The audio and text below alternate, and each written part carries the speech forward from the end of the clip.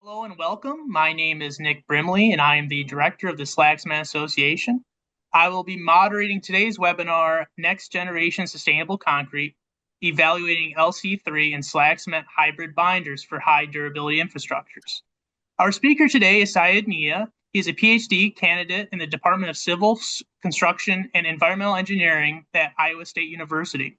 His research focuses on advancing cementitious materials, including ultra-high performance concrete, 3D printed concrete, and sustainable construction materials.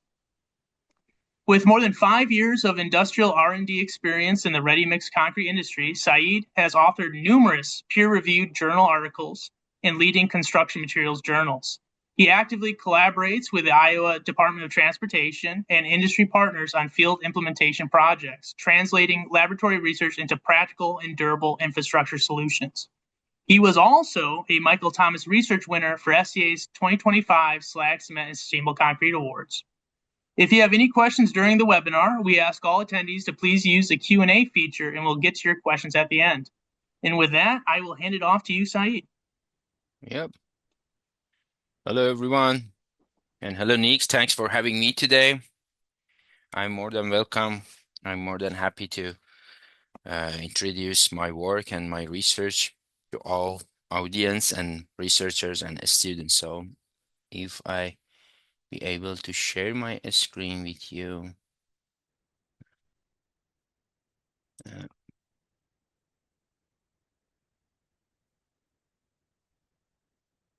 can you see that? We can see it. Yeah, okay. So next generation sustainable concrete. At this study, we evaluate LC3 slag hybrid binders as a Saeed, do you want to put in presenter mode yep, for yep, it? yep, Perfect, thank you. yeah, okay. Um, yeah, in this study, we evaluate combined use of LC3 and slag hybrid binders for high durability and high performance concrete for infrastructures. This research is part of holistic research, which is a start from um, formulating the HPC high performance concrete and is still ongoing to reach UHPC for some specific bridge repair purposes, and also is still continuing for more sustainable alternative instead of OPC and PLC based cement alternatives for ordinary UHPC or previously developed UHPC, HPC and UHPC in concrete. In this study, at first we talk about the background and need statement of this research, and then talk about research objectives, methodology, and activities, then result and findings, and then talk about the conclusion. High performance concrete is used in various structural and non-structural applications. Specifically for bridge decks and bridge repairs. And the HPC's main capabilities are high compressive strength, which should get 6,500 psi or 45 megapascal at 28 days mark, and low permeability, which is a rapid chloride penetration test less than 1,200 Columbus for decks and 2,000 Columbus for substructures, or electrical resistivity beyond 30 kilo ohm centimeters for decks, and again 20 kilo ohm centimeters for substructures. This is requirement or kind of criterias for most of DOTs and specifically Iowa DOTs for high performance concrete, which can use and employed in bridge decks and substrate but related to infrastructure. Infrastructure owners increasingly want to use long service life materials with reducing their maintenance need.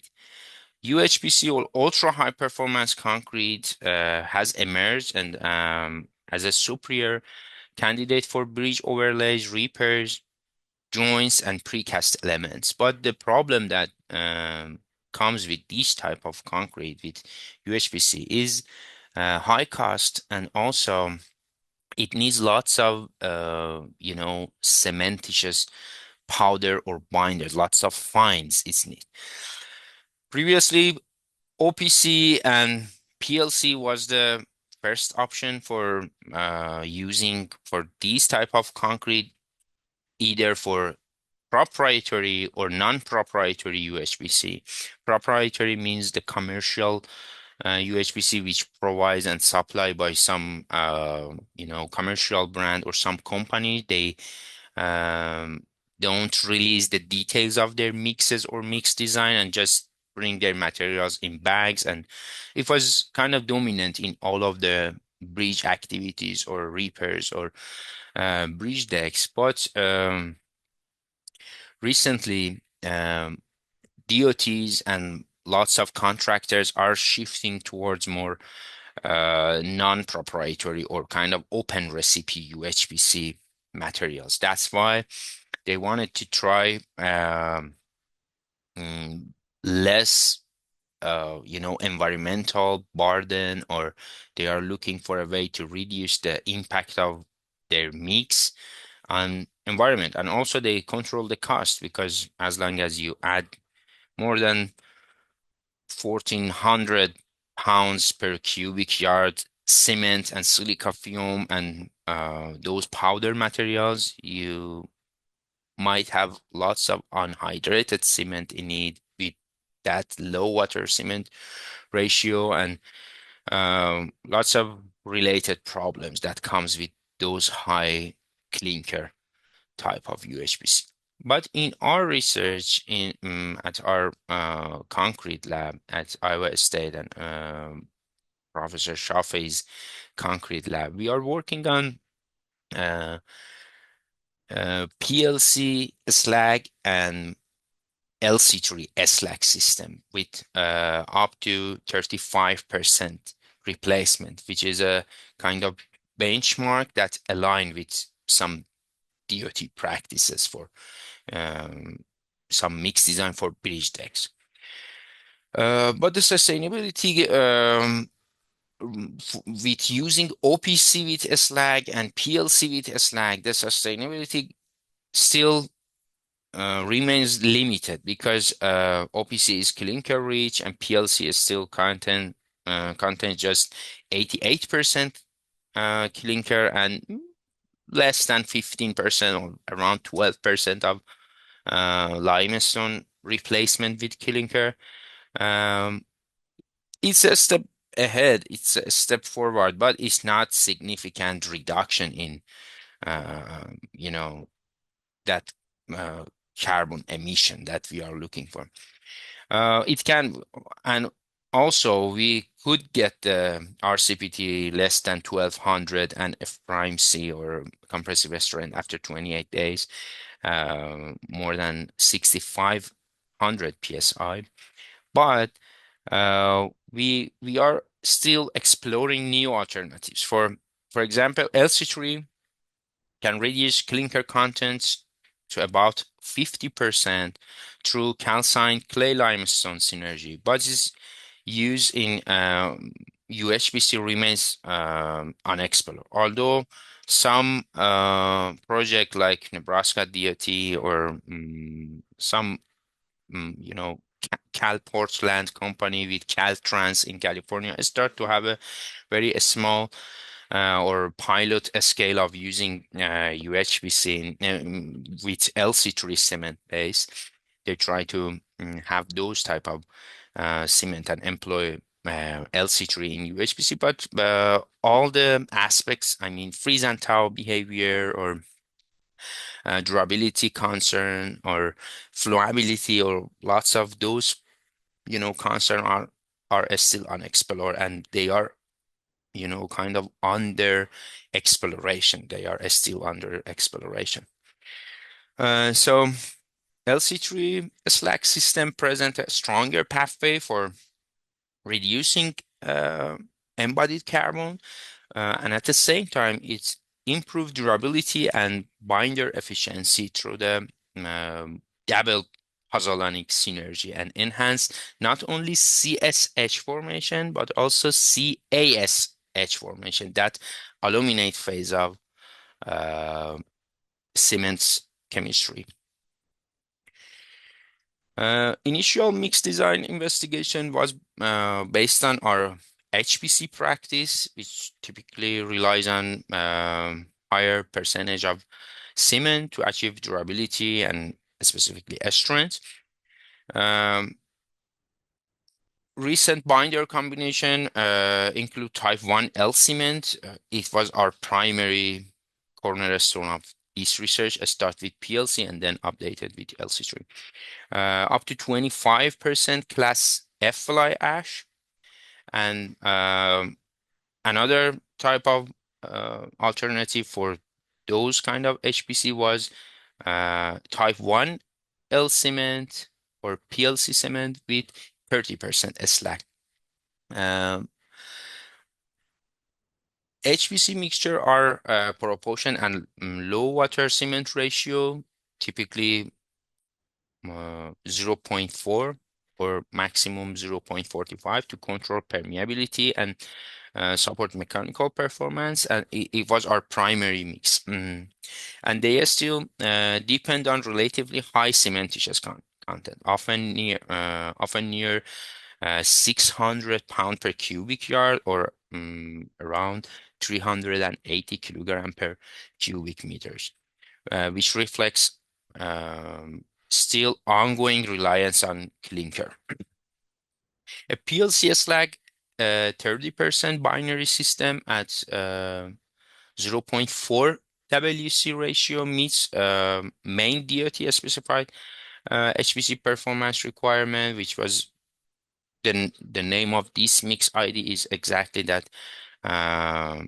Some aspects in DOT following that HPC WR, which means it's include water reducer, and S30, which means 30% slag replaced with cement. So PLC was 412 pounds, slag was 185, sand was 1935, and coarse gravel D57 was around 1,300 pounds, and high range water reducer 1% of binder, and water to binder ratio was 0.4. And for this mix, we got 7 days strength, compressive strength, 52, 50 psi, and for 28 day we passed the requirement, which was 6,500, and we reached 20% more than that, and resistivity, which was 20 and 30 for substrate and bridge deck, which we outperformed it till 44. And PLCS like binary HPC satisfies the current DOT performance window, and the next step is to assess whether LC3 slag also can form a low carbon non-proprietary UHPC class matrix or not. So first step was binder optimization before fiber addition. Second, we focus on LC3 as the primary cement type, because in US type is not as exact as EPFL developed LC3, which was exactly 50% clinker and 50% calcine clay and limestone and gypsum, and those here in our trial production, which is mainly for Ash Grove in Louisville plants in Nebraska, is one of the major provider of LC3 in US market. And also we have a Titan America cement, which is in Virginia. They also provide kind of pilot LC3 supply, which is about 55% clinker and 45%. But all of those three materials, calcine clay and gypsum and limestone, is in a same proportion, 3 to 1 percentage to proportion to rest of the materials compared to clinker. So it's a little bit different with that exact original LC3, which was developed on EPFL in Switzerland and used in Europe. We have a little bit more modified one, and they it's better to say it's as Ash Group sometimes name it, and it is a next generation of their Duracem F. They have a durable cement with fly ash. Now they replaced those OPC with LC3 and develop it and improve that mix. Now we consider it as a kind of blended cement with LC3 type. And slag replacement in this research was from 5% to 30%, and butter to binder ratio keep uh, lower than 25%. And quartz sand was used in this study for dense packing. LC3 slag binder series was, as discussed earlier, from 0 to 30%, and water cement ratio in final mix was 24%. And we developed all this mix with LC3, 1300, no slag, and slag is those S5, S10, S15 till S30 is the replacement percentage of the slag. So the sand was about 1500, and high range water reducer. You can find that with increasing the slag in the mix, the need for high range water reducer reduced. So, and it was a good news for contractors or maybe bridge owners who are looking for a way to reduce the total cost of the concrete for UHPC. So high range water reducer and steel fiber are two most expensive material in UHPC. So as much as we can save them, reduce them, it's a good news for contractors and bridge owners.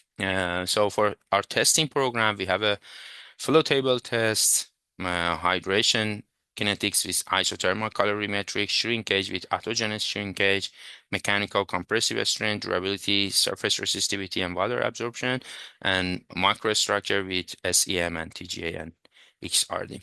So for flowability, um, high demand for high range water reducer, 3.5%, and limited flow, less than 8 inch, due to high fineness and surface area, increase the water demand for just LC3 mixes. But once we incorporate a slag in that LC3 based cement, we enhances particle packing and dispersion, reducing water demand and high range water reducer demand, because slag particles are kind of round shape in morphological or in terms of grains are very round, and LC3 are very angular. And these combination reduce that roughness and water demand for LC3 cement. And besides that, since LC3 contain less clinker compared to OPC and PLC, the producer or companies, the supplier, try to increase its fineness to more than 700 to get the to reach the earlier setting and early age strength. The chemistry is not changed, but with this physical change, with increasing the fineness of the LC3 cement, supplier trying to address these weakness point of LC3. If it's be in the same range of fineness for OPC or PLC, which is about 300 to 500, the setting time and early age strength, like 1 day or 3 day, may be postponed a lot. So they increase the fineness to address these uh, characteristics, but at the same time, they increase the water demand of LC3 mix. So how we can address that? We need to increase, we have two solutions. We should increase the water or high range water reducer. If we increase water, we come out of the scope of high performance concrete and UHPC, because if you add water, all of us know reduce the strength. And if we increase the high range water reducer, the cost is increased, and sometimes its interaction with cement particles and other SCMs kind of delayed the mm, setting time, or kind of bring some problems for concrete, especially in the field. Sometimes I see in some project they increase the amount of high range water reducer maybe to 4 or 5% to reduce the water or address some roughness of the aggregate problem or something, and the concrete didn't set after 2 days, 3 days.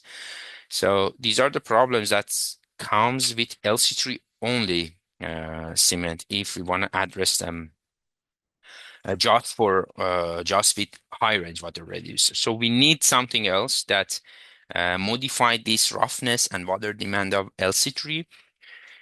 Maybe the first option comes to our mind is silica fume. Silica fume is still has a high surface area, so it's not a good option to match with LC3. Although it's good, and at the end of this presentation, we will see one of the option can activate LC3.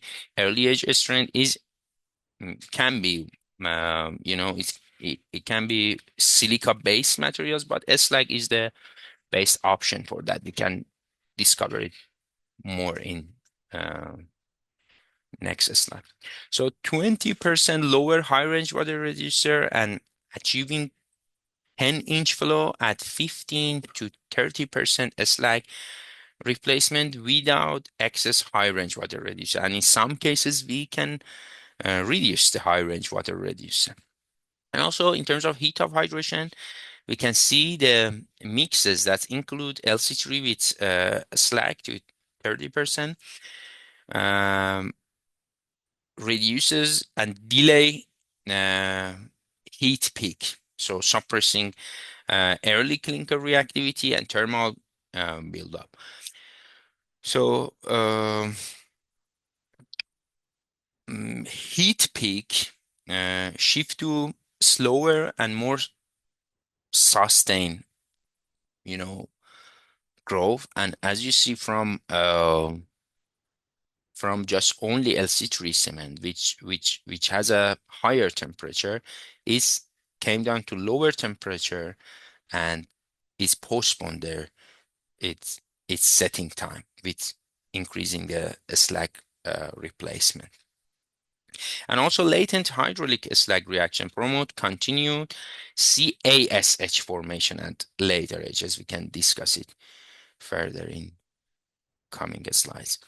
So compressive strength increases from 5 to 15% slag replacement, and after that amount, after 15% slag replacement, it start to decreasing. It's not a high drop after 15%, but we witness some drop in high slag replacement because we diluted a lot the clinker, because LC3 has low clinker. Once we replace it with slag, we double this clinker missing. So we need to um, optimize slag replacement, not to high volume replacement. Optimum range 10 to 15% slag with LC3. LC3 S10 can get around 13K PSI for compressive strength, and LC3 S15 was almost same. It's the target. We target to get 13 KSI or 13,000 PSI compressive strength for this type of UHPC, and mixture with less than 5% or more than 20% slag fall below that target, which was the 13 KSI for compressive strength. And how this synergistic effect goes, and this additional CASH, I focus on A because aluminum phase that is exists in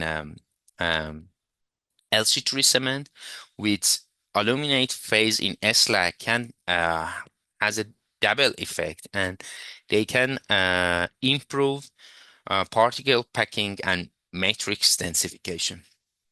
And why more than 15% slag, we have a drop in a strength? Because clinker dilution reduces CaOH or Portland 8 availability, limited slag activator because we don't have enough Si phase or silica phase to can react more, and slower kinetics because we mm, don't have enough water or extra water to in UHPC because it's limited to very low water cement ratio. And also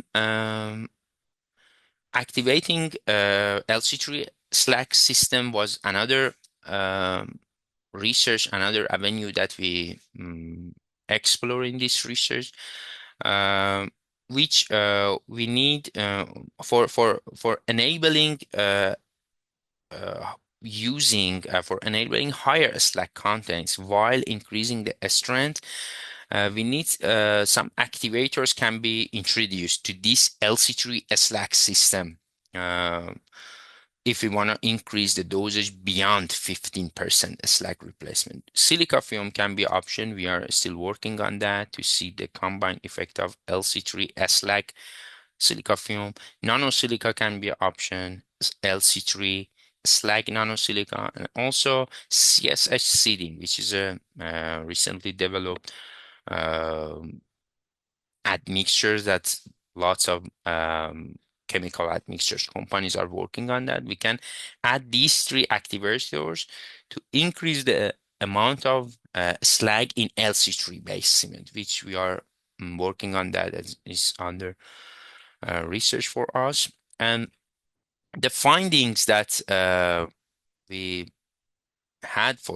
we found in this research was um, about the main findings, which is still ongoing. The activators enhance LC3 slag hydration. They promote additional secondary CSH formation and improve matrix densification. Those activators help offset the limitation of high SCM, low clinker binder system.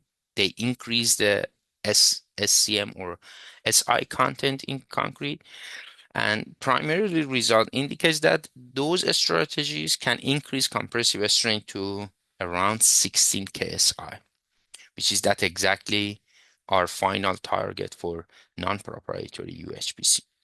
In terms of durability tests, representative durability tests, including electrical resistivity, water absorption, and rapid chloride permeability, which performed to quantify ion transport resistant and long-term performance of the mixture. So durability test result for mixes from 0 slag replacement to 30 slag replacement shows improve with increasing the slag replacement. So bulk resistivity in 7 days and 28 days increase from for control 22 to 39, but for LC3 30% from 45 in 7 days to 79 in 28 days, which is a kind of double. And chloride permeability charge pass in coulombs unit, we can see it's reduced the permeability from 490 to 155. And chloride penetration classification in almost all of them considered as a very low because the water cement ratio was low, but there is a nuanced difference between 400 low permeability and 150 permeability. There is a reduction in permeability and electrical resistivity. So for if we want to present it in a slag replacement, um, displaying with initial absorption and total absorption.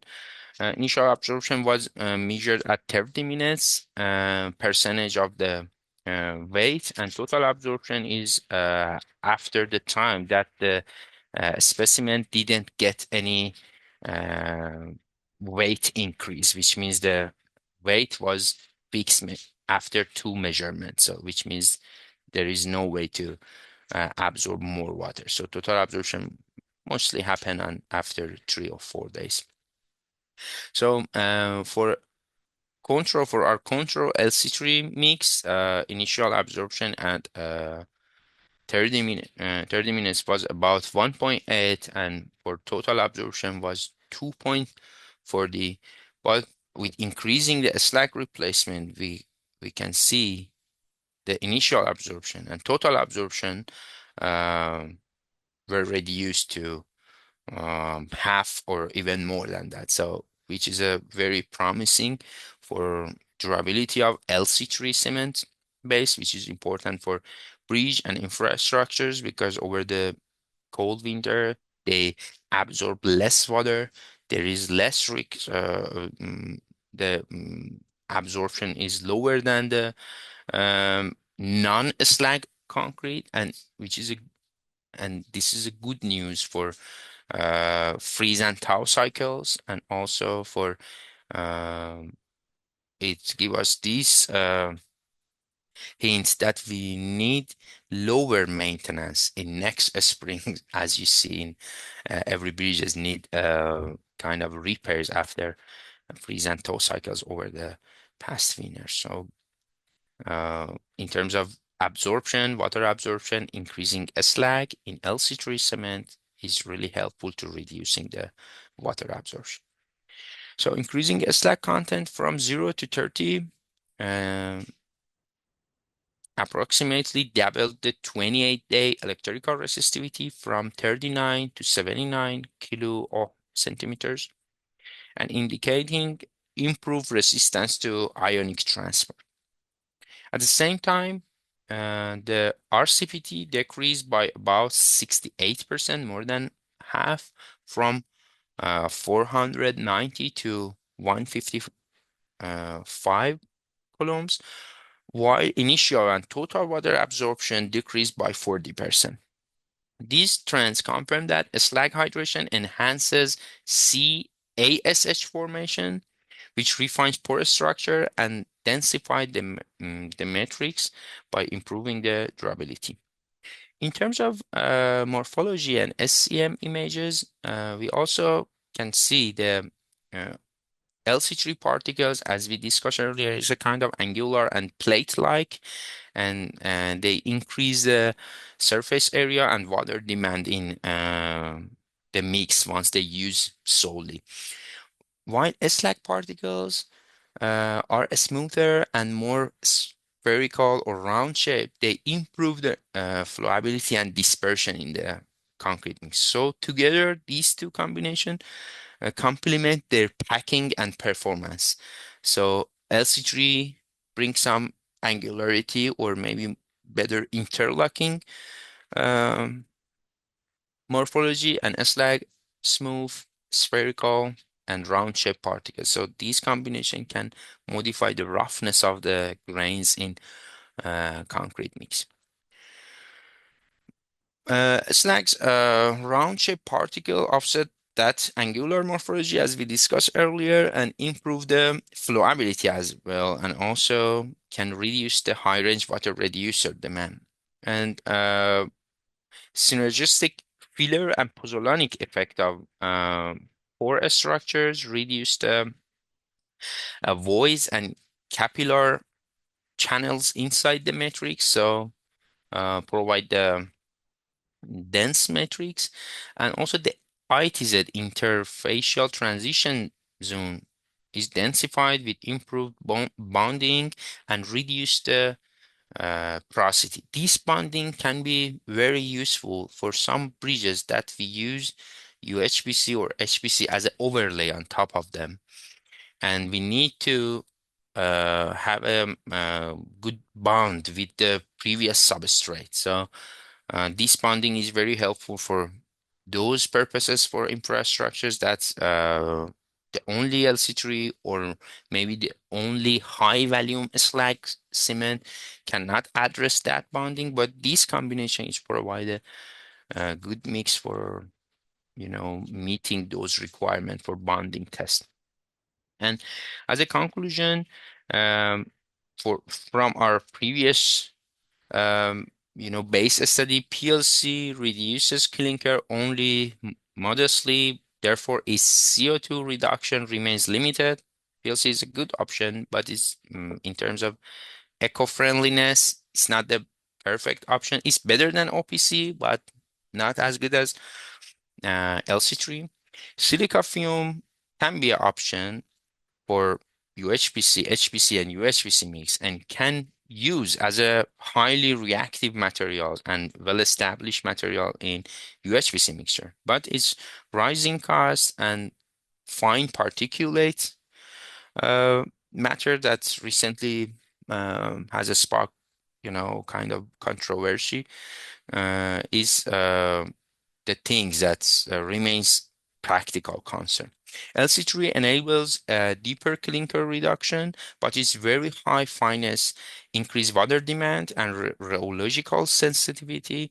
So, in as we discussed earlier, in only LC3 uh, cement-based mixtures with lower water cement ratio for HPC and UHPC purposes, we had a around 4% or 3.5 to 4% uh, high range water reducer or a super plasticizer demand for 4% of total binder, which was just LC3. But we increasing replacing LC3 with slag, and this is only with it happened with slag because if we add silica fume still has a high surface area and cannot help to reducing a lot high range water reducer. Same for nanosilica and silica fume. But in slag, specifically slag, as we discussed earlier, because of those round shape, we can reduce the high range water reducer from 3.5 to 4% of binder to around 2%, which is a kind of half or more than 40% reduction in the usage. So slag offsets LC3 morphology through a smoother particles and better packing, improving flowability and hydration balance. The LC3 Slag system provides a technically robust and practically feasible pathway toward low clinker HPC and UHPC, even without highly reactive silica additions. LC3 slag only system can meet the mechanical require or adequate mechanical property, which was around 13 kpsi, which we could get in our lab, and demonstrating the strong baseline for future research and more structural potential. Further incorporation of highly siliceous reactive materials, as we discussed earlier, like ternary use of LC3 slag silica fume or LC3 slag nanosilica can enhance CSH and CASH formation and improve the main UHPC properties further. This is an active research domain, which we are still working on that. And the only things that we are um, doing extensive research on that is in um, LC3 slag combination. Not I'm not talking about 10 or 15% in high value. Maybe um, LC3 be the only cement system in the mix, and slag use more or around 30% to 50% replacement of the only LC3 based cement in the mix is carbonation concern, because since we miss lots of clinker in our mix, and we are in lack of some Portlandite in our mix, and there is no extra siliceous reactive materials to continue that Portlandite CSH formation. Um, reaction.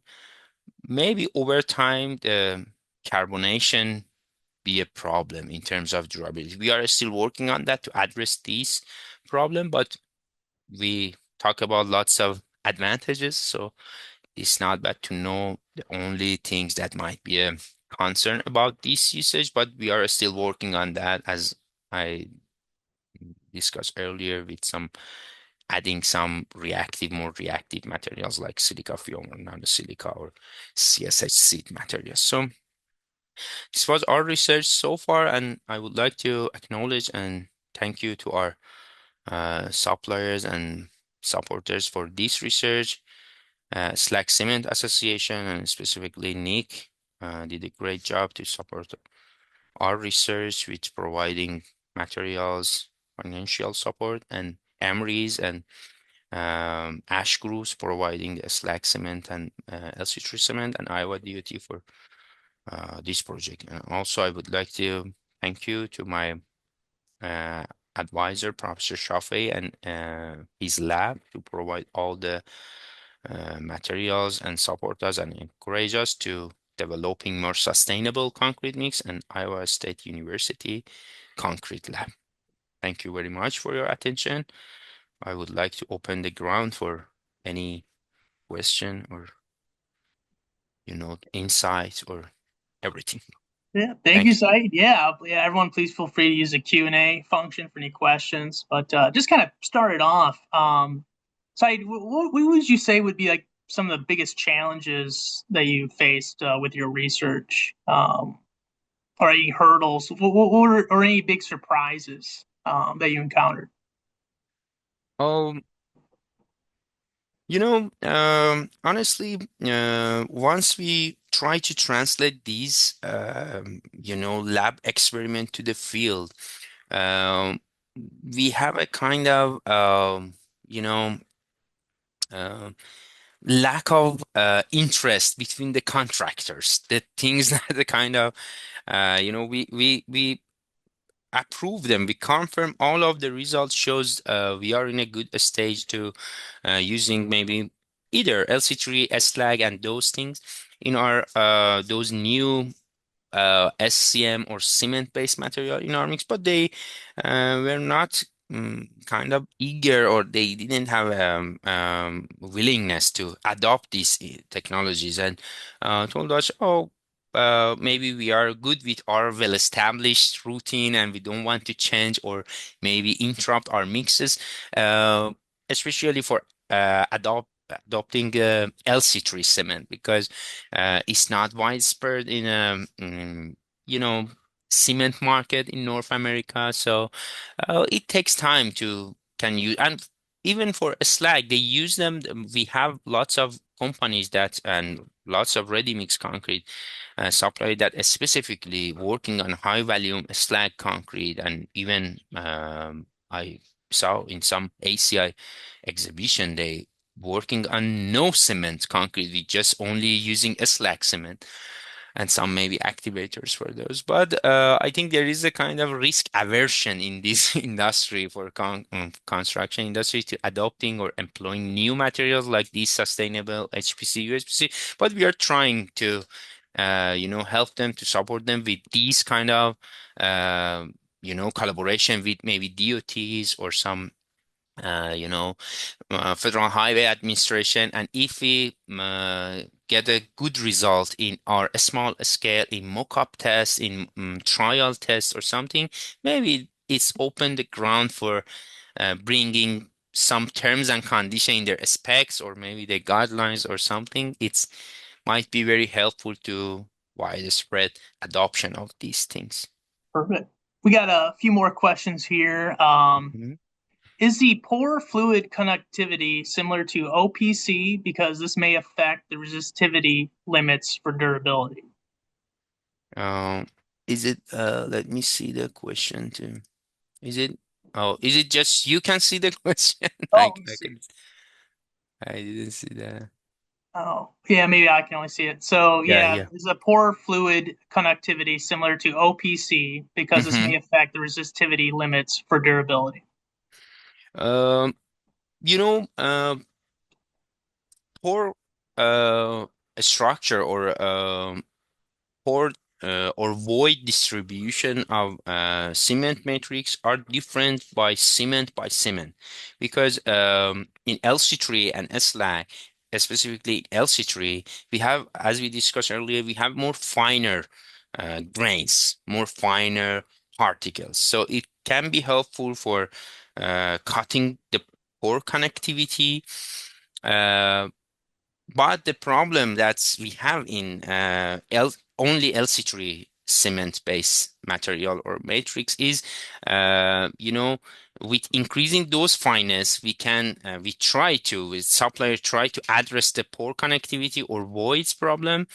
They increase the water demand in concrete, and it's end up to increasing the shrinkage at early ages. And that shrinkage again brings some problems for connectivity or durability or permeability or something. So it's a kind of circle. If we address one thing without adding any SCM like slag or fly ash or something with LC3 only, uh, we can address the fineness or early age hydration a little bit, but we bring up another problem in our mix, which is a early age shrinkage or cracking. So it's not be resolved without adding a slag or fly ash or other these type of low water demand materials, not silica fume or nanosilica or those high siliceous material because they have also high water demand in it. So the Yeah. solution is a slag and fly ash. Fly ash is very scarce in the market. We don't have any fossil fuels in our generators. We are shifting towards gas, so very low fossil fuels and fly ash. So it's now very scarce. So the only options remains in the market is slag. And just to clarify, yeah, I was talking about poor fluid conductivity. I might have said Oh, conductivity, say conductivity. yeah, yeah. Oh, conductivity is you know, another topic which is out of scope of this research. So we didn't do any specific conductivity test for these metrics, but you can share my email with them to we can talk with the person who has this question to little bit more about that, what type of conductivity he means for using for maybe infrastructures or maybe for melting the ice in a winner or what's in his mind, or maybe for isolation conductivity in maybe interior walls or something, because each of them has a different approach to mix design and effect. I'll have them email me. So my Yeah, email is Nick period Brimley at yeah, slagsman.org, and I'll get those questions over to Saeed yeah, yeah, afterwards. yeah. But the next question we have is did you check the grade on the clay that was used in the LC3 system? Was it low, medium, or high grade clay? Uh, based on uh, based on our supply we got from Nebraska Louisville uh, plants for ash group, they had a medium. They had a medium grade for clay. But if we wanna deep dive more in clay characteristic, I can reach out to them and ask them for more detail. But based on their TDS they provide us, which was a medium clay grade. Right? And the last question we have here is what are some advanced technologies in chemical admixtures or new SEMs that are under research for their high potential and ultra high performance concrete? Um,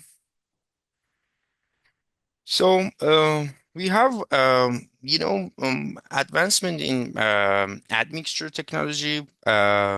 Is not just only limited to high performance or ultra high performance things. We have lots of advances in um, admixture technology. Recently, we are working on something like anti-washout admixture to help the concrete don't wash out under the water, under the flowing water. it was for HPC concrete, which was pouring into the rivers under the flowing river.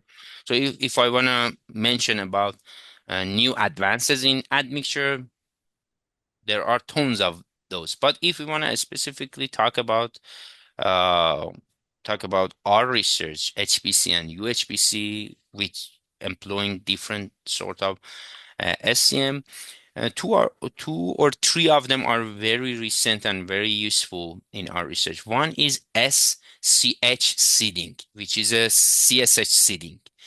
Uh, we got the CSH from adding silica fume, but with sacrificing the flowability, with problem with water demand and something. They provide a liquid like CSH seed with no drop in slump, with no drop in you know, flowability or something, and we can just add it in a very low percentage, like 0.2% of total binder, which not very significant in other characteristic of concrete. So CSH seed is one of the most advanced things that admixture companies recently shift towards that, because if we want to traditionally add high silica content materials in our mix, we need to add lots of powder, and each powder brings some problem like flowability, like reaction and interaction with other cementitious binder or something. So CSH seed is one of them. And another thing that is not really super advanced or state of the art, but is something that um, some admixtures company can provide us very specifically and very efficiently. We gave them, you also can give them your mix and tell them, okay, we have this mix, we target this flow with this water cement ratio. They can modify high range water reducer for your project based on your materials and all your details, all your needs. Maybe you need to set, maybe postpone the setting for 2 hours, or accelerate the setting for to half an hour, or you need this retarding time, you need this flow, you have this amount of binder or something. You can give them the materials. Which of them has a technical process and work specifically on concrete and cementitious material. They can customize high range water reducer for your specific purposes. You can tell them, I don't want to have more than 2% high range, but they can give you more a stronger one with this. It's a kind of customized high range water reducer. It's a and also we in one collaboration with one of them, we had something they named that product on our project, ISU high range water reducer. It was something for Iowa State University. So we can consider these customized process or adjustment process, one of the new advancement in admixture technologies. Yep. Perfect. That's it for the questions we have. If you are interested in viewing this webinar at a later time, it'll be available on demand on SCA's website and YouTube channel. If you have any questions at all, as I mentioned earlier, please reach out to me at Nick Brimley at slagcement.org, and we'll get those questions answered. That concludes our webinar. I want to once again thank Saeed for presenting today, and I want to thank all of you for attending as well. Thank you. Thank you very much.